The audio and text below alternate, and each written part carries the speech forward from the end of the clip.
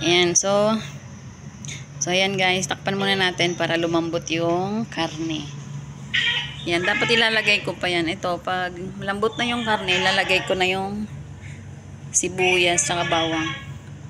Pag nawala na yung sabaw nung ginigisa ko. Ayan, dami-dami pa. Hindi ko naman nilagyan guys ng tubig. Kusa na siya nagtubig. Ayan. Pagka natapos ko, magsaing na rin ako ng kanin. Ayan. Ayan, magkaaway na naman yung dalawa. Magkapatid. So, update ko kayo guys mamaya pag naluto ng aming ulam. Bye! Hi guys, good morning. Good morning. For today's video, magluluto tayo ng panabagong ulam. May patatas ba doon? Oh, konti lang. Ayaw. Naglabas ka pa ng isa? Oo, kagabi. Huwag na dugo yan. Naglabas ka? Bakit konti lang? Ito! Ito yung ano niya, oh. Kasi sa atin. Yung laman na. Oo. Yung buto nilalagay ko lang doon. Ito, buto na to lahat? Oo. Ito pa lang yung ano niya. Bakit masyadong maliit yung paghiwa mo? Iniisip ko kung anong lutuin natin. Ganyan lang sa'yo, lipstick. Oh, bistik. So, yan. Tuloy natin. Nilutuin na bistik. Alam niyo ba guys? Ang ganda-ganda ng sibuyas nila doon.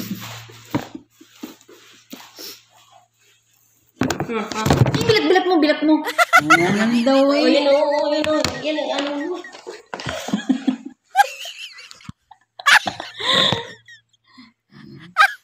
Hindi nyo makikita yung karne ko. Ayan. So, hihiwa tayo ng parang bistik. Beef steak. Beef steak kasi. So, ayan. Tuloy natin. Kitagtambling ang ating cellphone. Ayan. Ayan siya. Oh, puto lang aking noo. Ibali na. Ayan, sin natin. Ayan. Gusto makita nyo yung matanda akong mukha. Ayan. Siguro nyo guys kung tamang slice na ba yan. Ay, bilat mo! Ay, ano ba yan?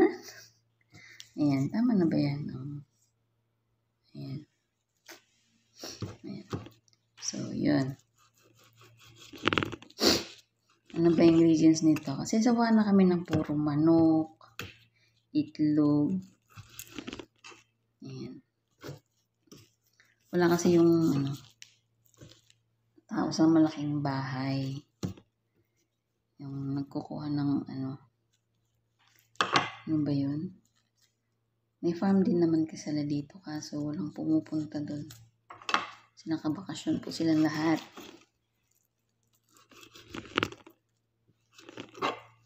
Yan, dapat nalulutuin ko kaldereta. Kaso nagbago isip ko. Kasi di ba nga matagal yung lutuan nito. Kaya bago isip ko. Beef steak na lang kasi manipis yung hiwa. At kung tanong nyo guys kung bakit nandito ako sa Toys Room. Mababa kasi yung upuan dito. Alam nyo na, lola nyo matanda na. So, yun. Ay, bilat. Mangat. Mangat kasi yung pasensya na kasi expression ko. Ganun talaga.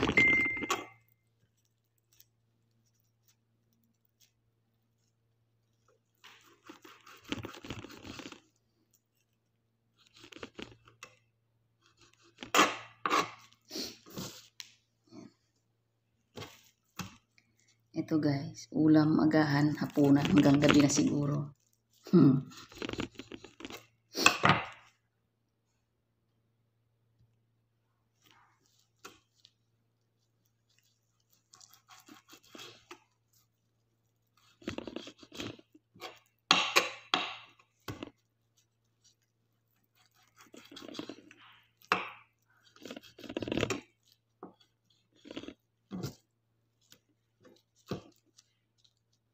Hindi nyo makita yung hinihiwa ko.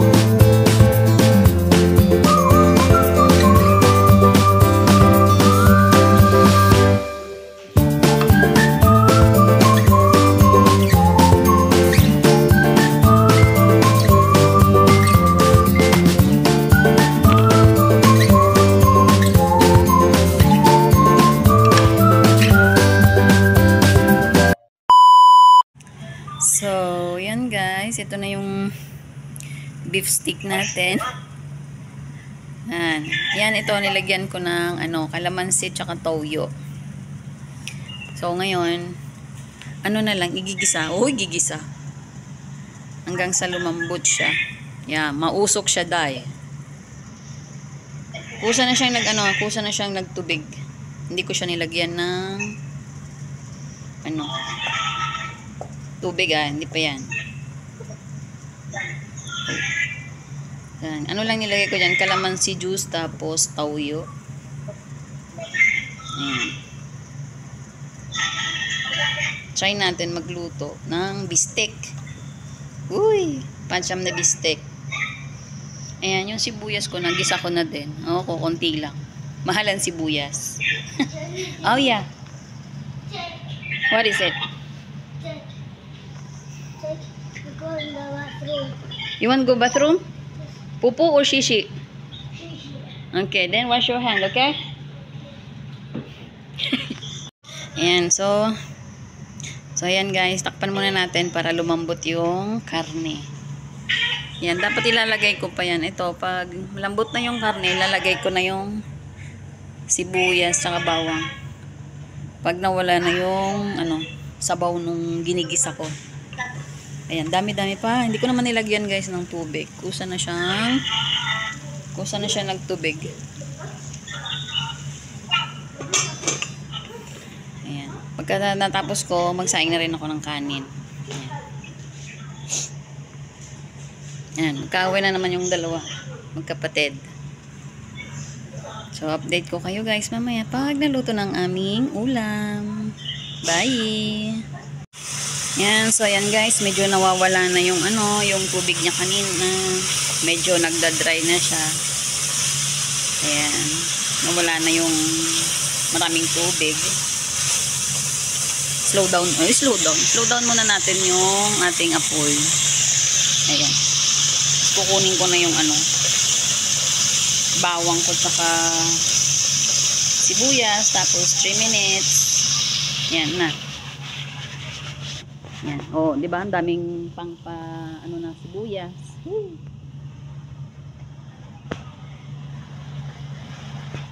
Yan.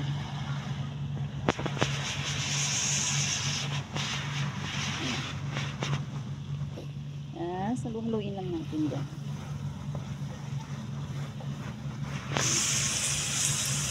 Ito po ay beef steak a la Jenny. Uy! Online nagtago na guys yung sibuyas ko. Ah? Oo, bablog ako. Ayan guys, madali lang naman. Oh, nahalo na tuloy yung karne ko. Una yun, George. Wana, nagaburon. Kasta na, halo na natin. Para mamaya lagyan ko na ng ilagay ko na rin yung bawang ko. Ayan. Wala kasing taga-hold. Oh, taga-hold English yarn. Ayan. Ayan, tabi muna natin konti. Oh, ito naman guys yung aking bawang. Itong bawang namin guys, nagiling na to. So, ayan. Baba muna natin. So, ito na guys yung bawang. Kakaiba yung luto nito guys, diba? Nahuhuli yung mga ingredients. Pag mag-gisa-gisa lang konti.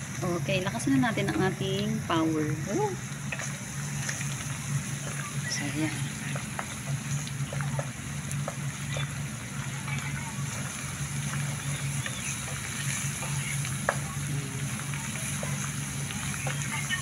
So, gisa-gisa lang muna natin hanggang sa maluto yan. Haluin na natin. Ayan. Ay, bilat. Ay.